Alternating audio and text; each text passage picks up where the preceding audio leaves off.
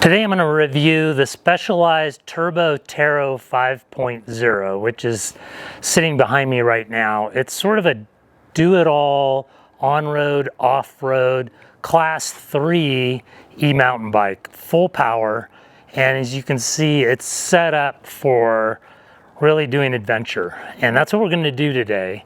It's not my bike, it's my friend Bavic's bike, and he'll tell us a little bit about it, but I've always ridden mountain bikes, full-on mountain bikes, and I've never really considered a class 3 sort of on-off-road bike like this. But as we get ready to head off for a 2-day trip, I thought it'd be a perfect chance to see if something like this would be suitable for me, maybe for you. Definitely you'll hear from Bavic that he's really loving this bike, and if it's something you're considering, this video might really tell you what this bike is suited for, and if it's suited for you and the type of riding that you do.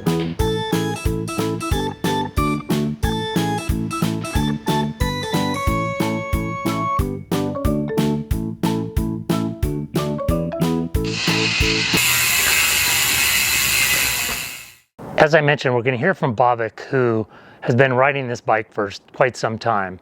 He bought this bike even after he owned a Specialized Turbo Levo. And so we're going to find out why he made that change from a full suspension mountain bike to this bike. After hearing from Bavic, I'll give you my impressions of the bike.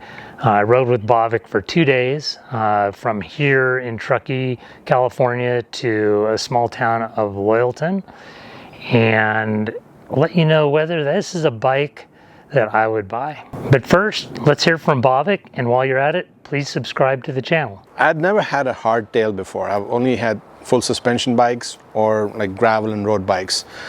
And this one grabbed my attention because, you know, I was hoping to do a little more overnight bike packing trips. So with the hardtail, you can see if you get rid of the bottle cage over here, this is a nice big triangle to put a bike frame in there. Right? You can put racks in the back and you don't have to worry about, you know, getting squished by the suspension.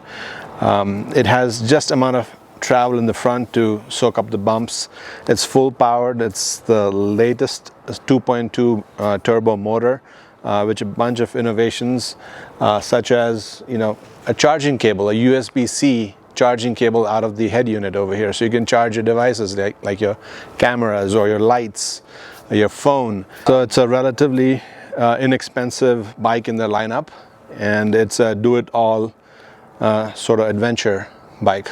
I've had the Specialized Turbo Levos since the first generation, so I'm very familiar with that whole lineup and how a full suspension bike works, and I took it on a couple of longish rides, 35-40 miles, and because of the chunkier tires and the full suspension, it was just, even though it's a full powered bike, it just feels a bit sluggish.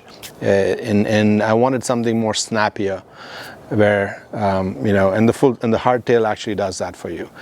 It doesn't have the same knobby, huge, you know, sticky tires, so that gives you more rolling efficiency. The front suspension soaks up the bumps really well, so you don't get fatigued. I mean, I've been a Specialized brand loyalist since 2003. I had the Epic with the Brain, you know, cross-country bike, and then went to Stumpy. I'm not being paid by Specialized.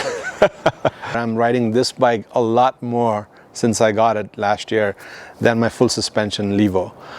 Just because where I live in the East Bay, there are lots of fire roads, and you quite honestly don't need a full suspension unless you're going to Santa Cruz or Demo Forest or stuff like that.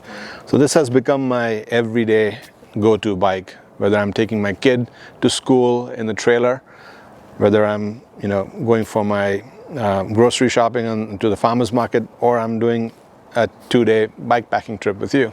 They've integrated a rack mount right in the head tube. It looks weird because when you move your handlebar, it doesn't move. But when you put, you know, this is rated for about 20 pounds, there is no weight on the handlebar. So when you're riding your bike, you don't feel like you're riding a fully loaded bike with a heavy frame. So there are a bunch of changes I've made to the bike to make it much more comfortable for longer rides. I swapped the handlebar. to a little more sweep back. I shortened the stem and I changed the saddle. This is a Brooks of England leather saddle, a design that hasn't changed since the 1800s. Okay. And when I swapped it out, I was just amazed at the comfort. It takes about a couple of months to break it in.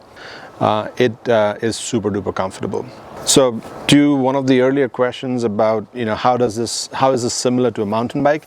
It has the same head tube angle as my Levo. Right, it's a 66-degree head tube angle. So it's super confident on loose, steep stuff. Right, so I'm doing 20%, you know, grades downhill, no problem. Whereas if you look at a typical gravel bike or a trail bike, those head tube angles are a lot steeper, which make it less conducive for taking it on real trails. Between the wheelbase and the head tube angle, this is one of the most stable bikes on descents that I've ever ridden. Right, I get asked this question all the time, what's the range of the bike? Well, it depends on lots of factors, right? I'm not the lightest of individuals so that weight obviously matters. The tire choice actually also dictates the range, but they have come up with a really good solution over here, which is you can customize the tuning in 10% increments. So you can go all the way from 0, 10, 20, all the way 100 just by pressing these plus and minus buttons on the cockpit. So it makes it super easy to fine tune. I regularly get, you know, over 65, 70 miles in trail. If I go down to eco, I'll get 80, 85, 90 miles easy. Again, depends on the terrain, how much you've loaded the bike, how fast you're riding it. I really like the Vittoria Mezcal tires. They're amazing. They're 29 2.25s, and I had them on my front and back. But the back tire, you know, it was a branch that really pierced through the tire and it killed it. But this one, the ground control that comes standard on the bike is, you know, not rated to be tubeless, but I've been using it tubeless since day one. And it's an incredible, tire. It's lasted me over 1,800 miles with very little wear, if any. So I've stuck to it. I've thought many times to replace it because the tan sidewalls do pop and make the bike look really, really attractive. But once this tire dies, I'll replace it with the Vittoria Mezcal again. As you can tell, Bhavik really likes that bike. So what are my thoughts? Well, we rode together for a total of about 8 hours over 2 days, me on my full suspension mountain bike, him on that bike, and I got a pretty good idea of the pluses and minuses of that bike compared to a full suspension mountain bike. The first thing that surprised me was how well Bhavik and that bike did on single track. I was expecting it would have a little bit more trouble than it did. We rode for about 2 hours on some single track heading out to Loyalton, and there wasn't a place that bike didn't, you know, that bike had a problem. And I thought it might because it was a hardtail and because he had it loaded up with a lot of gear. After we got off the single track, we made our way to some gravel roads after going by Stampede Reservoir. And on those gravel roads, you have a lot of washboard, which is created, you know, it's that undulating bumps that it's created by vehicles. And that's where the full suspension that I had, it seemed to be pretty nice. I was really happy that I had it. And Bhavik was riding with a hardtail, so I wasn't sure how that was going to do. I think he did okay. He kept the tire pressure low, but I was pretty happy that I had the full suspension, at least for the moment. When we arrived at Loyalton later in the day, we'd been riding for about 4 hours, done about 2,500 to 3,000 feet of climbing, and it was a little over 40 miles. And the Turbo Tero with Bhavik on it and his gear had about 25% of the battery left. Mine is a larger battery, and I was carrying less gear and had less weight to move. I had over 50%. So I'd say on a route like this, you wouldn't want to take the Turbo Tero more than about that distance if you kept it at the level that Bavik did. And he rode it at about 40% power. And I think that was about right to sort of get us where we wanted to go in about a half a day.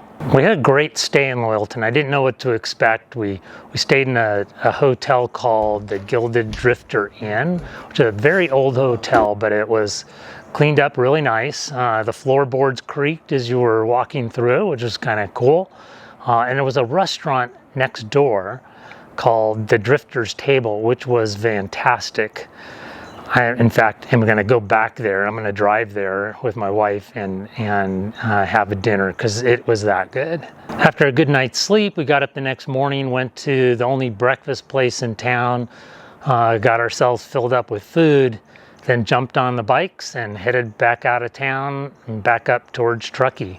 Now, it's on the second day that I realized that I didn't have that much of an advantage with the rear suspension that I thought I did. And that's because I loaded everything into a pack because I was worried about the full suspension bike being able to carry gear on it. Now, you can get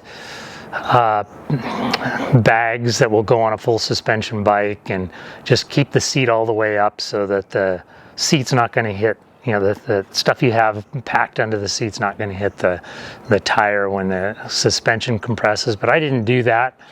And all that weight on my back and the upright position of the mountain bike really started to wear on me. A wear on my back, you know, the gear on my shoulders. I suppose I could get used to that, but I wasn't. And definitely the rear end hurt sitting on that seat. So I suspect my rear end hurt more than Bavik's did, even though he had the hardtail bike, because he had his gear loaded on the bike, and that bike is made to hold gear more than your standard mountain bike.